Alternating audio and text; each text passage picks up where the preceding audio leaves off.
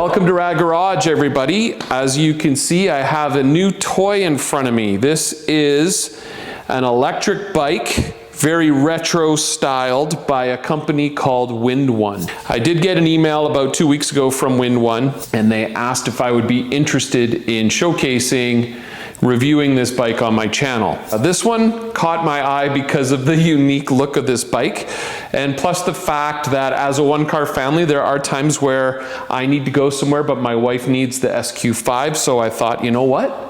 This could kill two birds with one stone. I can do a solid for this company, and I can also do a solid for my family. I'm going to take you now through the unboxing experience, the setup experience, and a little later on in this video, I'm going to have a special guest join me. He's a friend of mine I've known for years. He's actually a colleague of mine as well, and he knows everything about bikes. For now, I just want to introduce you to the bike, show viewers what it was like, how it arrived, how I unpacked it, how I put it all together. Stick around, this should be rad.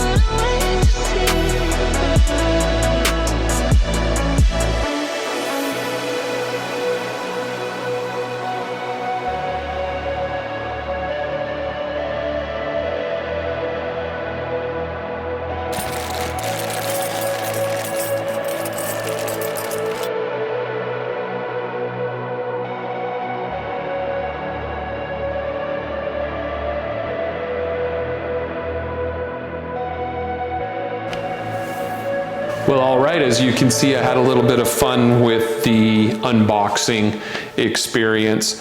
The bike was packed really well, very well reinforced, and yeah, that was fun. So now I'll take you through the assembly process. The bike did come 75% pre-assembled, I would say, but it was an easy and satisfying process. Let's check it out.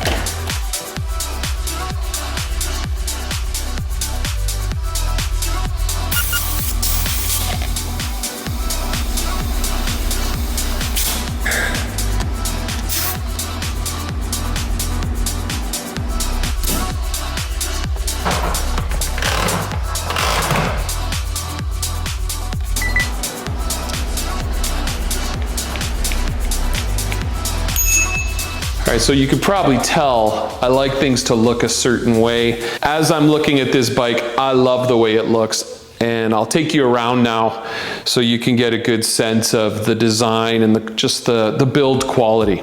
All right, so here we go. Damn, that's cool.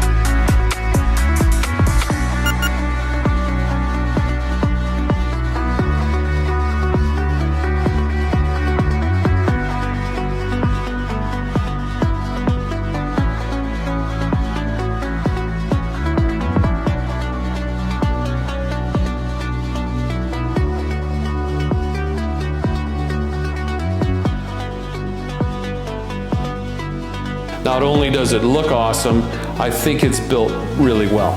But what we will need to do in order to make that conclusion is get it out on the pathways. Next time you see me, I'll be with my friend and we'll put this E2 through its paces. I'm looking forward to riding it myself, so stick around. So everyone, I'd like to introduce you to my friend John. John's been a friend and a colleague for, 15 years. Welcome back to RAD Garage, John. Thanks, Rick. It's great to be here again. So I appreciate you taking a few hours out of your day to come up here and help me test drive this WindOne E2 electric bike. You're a very experienced mountain biker kind of guy, and I don't think currently you were saying you don't have an electric bike. Is that correct? I don't currently own one. I've ridden a few, and my wife has rented a few, and so I've got to rip those around a little bit. But no, I do not own a electric bike.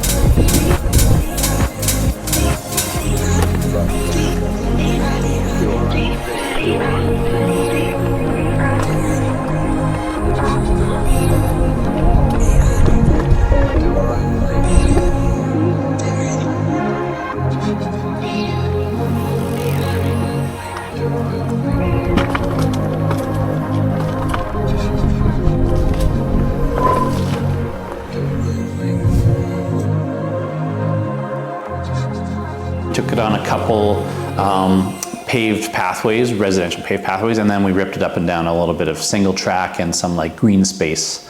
So we found a little hill, went up and down a hill, and then we kind of took it off-road on some single track. Downhill, no issue. If anything, you gotta like control the speed, because if you're pedaling with the pedal assist, it wants to keep on ripping.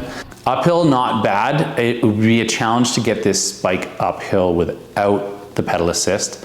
And I found to get started, if you wanted to get started uphill, you actually had to use the throttle. And I got pretty good at using the throttle with my thumb. The pedal assist doesn't kick in right away, so you'd have to just give it a little throttle to kind of get going and give yourself the freedom to start pedaling. So, but certainly uphill, any hill of any like significant grade, you'd have to have it in pedal assist. It's been a while since I've ridden with a double crown fork, so I did bang my knees a few times. But you know, it's got a short wheelbase. So it turned pretty quick, it turned pretty easily. You know, the cockpit is a little, for me, it is a little on the small side, but I didn't find that super restrictive. I had no problem turning corners in the grass, on pavement. I certainly had no issue navigating the trail. The front and the rear shock, they certainly move. They're not stiff by any stretch of the imagination, so they do provide suspension. I found it necessary just to make it a little bit stiffer. It was, when I first jumped on the bike, it was pretty active. You know, I used a lot of suspension just sitting on the bike. So I did change the preload. Didn't have to do much, didn't do anything to the back, but definitely had to change the preload on the fork. But I mean, it's really cool to have a full suspension e-bike. And on the trails, it handled fine. Like on smooth trails, I didn't feel anything. A little bit of bumps, didn't feel anything. Every now and then, if I hit a rock straight on, I would feel it more in the back, but I don't feel it up my back, so that's great. Had no problem with the shifters. It's a slightly different style than I'm used to. It's like a trigger shifter on the top, and then a thumb shifter on the top as well. So a little different style than I'm used to, but once I got used to that, no issue. But I also did find with the pedal assist, I wasn't shifting nearly as much as I would if I was doing if I was the motor. I wouldn't take it mountain biking with my friends, because it's not quite that bike. But it would be awesome for getting around the cities. I mean, I could easily see myself using it on like a bike lane, a bike path, even like some single track, like in and around the city. I could actually picture myself fully dressed for school and taking this to school and not needing a shower when I got there. And so like, I could see this replacing like one of the vehicles at my house, so.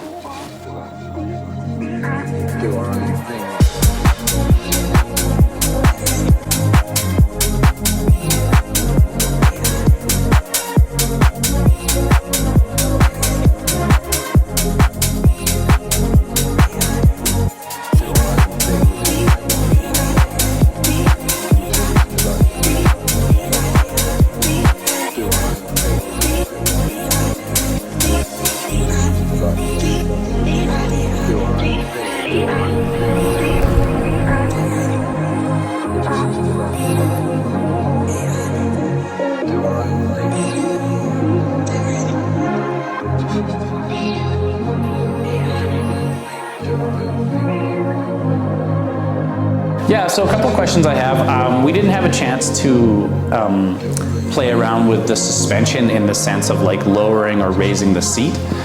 So I'm just kind of curious, like if this would fit a smaller rider. There's a spot to move the shock forward, which would lower the seat a bit. And I'd be curious how much that would lower the seat by. And personally, I'm just curious how long the battery is going to last. Your average e-bike is about 40K of riding, 40K of mountain riding. So I'd be kind of curious to see how long this one would go for, if we could, you know, if we could do a full lap of Calgary or something like that. So. I want to thank the team at WindOne for sending me the E2 so that I could showcase it and help you get to know a little bit more about it. It's got a lot going for it. It's a very versatile bike. It's very well made, and it's got a lot of capability. I think the only drawback, and it's a slight drawback, is its sheer size and heft. I can't see storing this on the ceiling of my garage as a practical option, which means it's going to be in the way a little bit. So I'll have to figure something out with regards to keeping it stored and out of the way when I tackle some detailing projects.